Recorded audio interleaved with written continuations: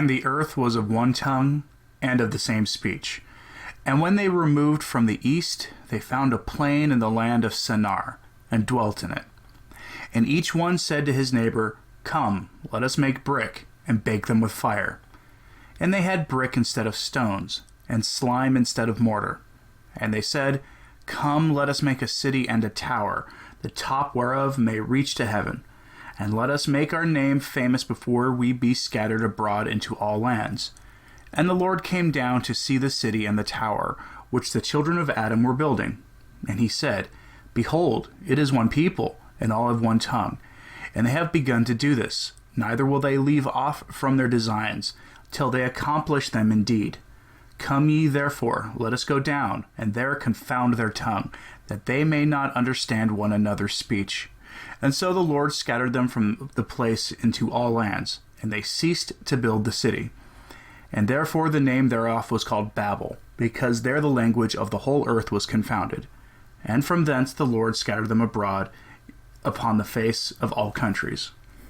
These words were taken from chapter 11 of the book of Genesis, and they apply today to the strange situation in the West where common sense has been disregarded for a misapplication of the Holy Gospel when it regards the rights of peoples and of nations and of those of migrants, and they concern the actions of Pope Francis and his response to the accusations made against him of heresy.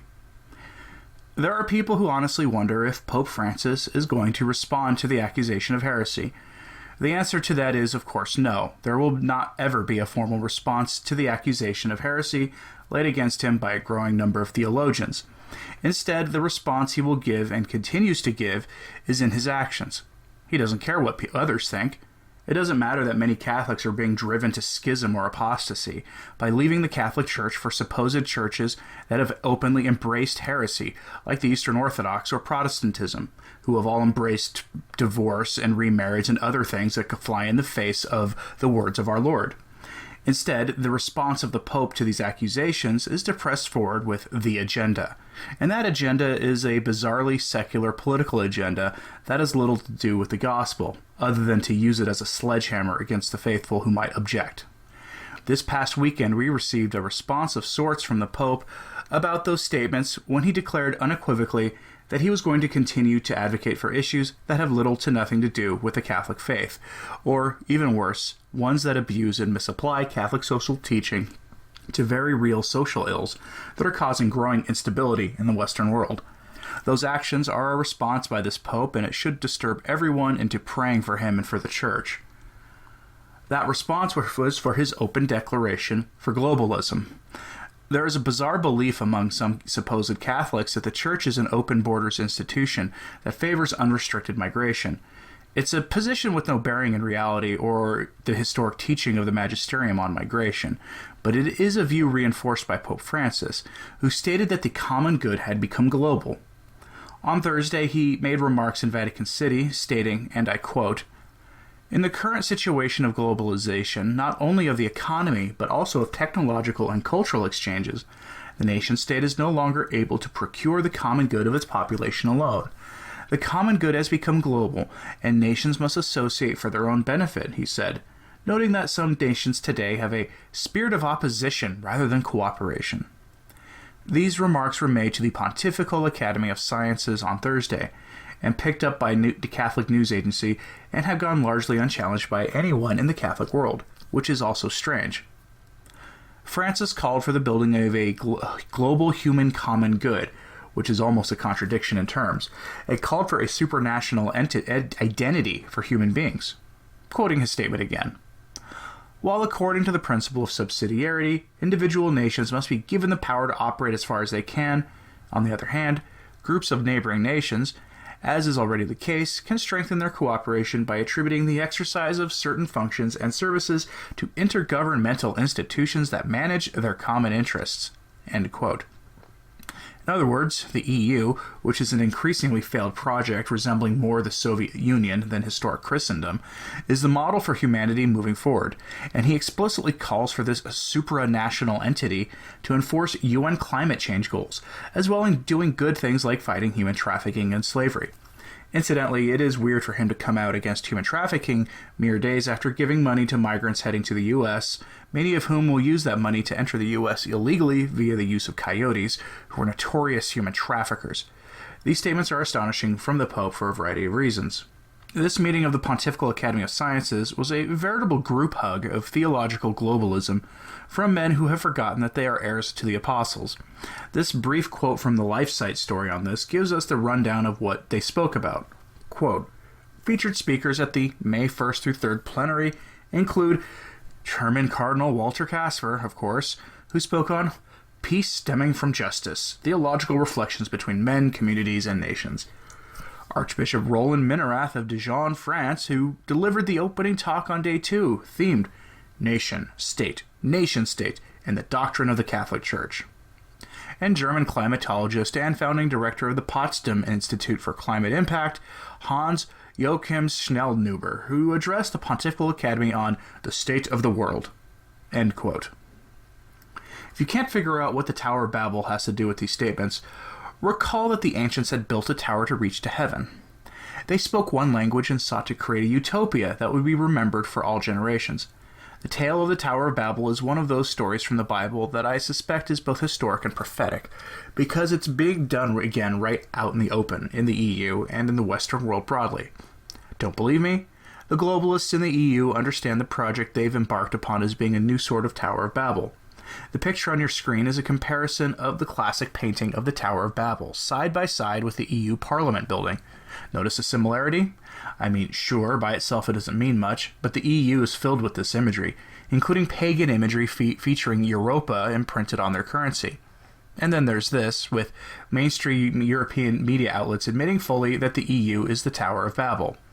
The point of all this is this. What is a project of the EU? It's part of a larger project of global governance, and its history is one of population elimination and replacement, social engineering, and open hatred of the Catholic faith. If you look into the history of the EU and its important founders, including Robert Schuman, Konrad Adenauer, and Richard von Coudenhove-Kalergi, among others, they were all men who had been hardened by decades of European war and had grown to hate their own ethnicity, which they felt was the cause of world wars. It's a sign of mental illness, to be sure, but these men were dedicated to achieving a utopian vision of man united across borders, a project that is obviously on the verge of collapse. And now they found an ally in the current pontiff. And before anyone says that the Catechism of the Catholic Church calls for open borders, no, it actually does not call for open borders. The Catechism calls for states to help immigrants as far as they are able to, and to be generous with migrants, but it also says that states have the right to limit migration, along with saying that migrants must respect the cultures of the host countries they move to, assimilate, and be grateful to their hosts. Most of that is lost on people today, and the Catechism certainly doesn't call for supranational institutions to rule over people of the world. It's a bizarre state of affairs for us all to be in today, yet it is the state of things. While the EU was itself founded with, at least in theory, the support of the Church and an eye towards maintaining Christian identity, the project of European integration into this supranational entity really took off during the sexual revolution and the total collapse of the faith that Europe experienced beginning in the 1970s and 80s and going through the present day. The parishes emptied, and, not coincidentally, the power of the superstate of the EU grew exponentially, to the point now where political speech is being openly curtailed on the internet and in real life. These supranational entities have long since attempted to eliminate the identity of the peoples they rule, which, according to Dr. Alan Fimmeister, a scholar on Catholic social teaching, leads to only raw power being exercised by a bureaucratic state that isn't rooted in a common culture or identity of the people. This is, to put it bluntly, the grounds that tyrannies always spring from, which is ironic given that the purpose of the EU was to prevent another communist or fascist regime from appearing on the European continent. Dr. Fimmeister told LifeSite that the real danger of this project lies in this, quote, Dr. Fimmeister said the danger is that an accidentally supranational body created to deal with temporal problems which transcend the resources of the traditional nation-states will correspond to no common political culture or language, no demos, that is, no people. Without the demos, there is only the kratos, or power answerable to no one, and serving its own private good as an oligarchic bureaucracy, a sort of FIFA, the International Federation of Football, on steroids, he argued. End quote. Power without accountability.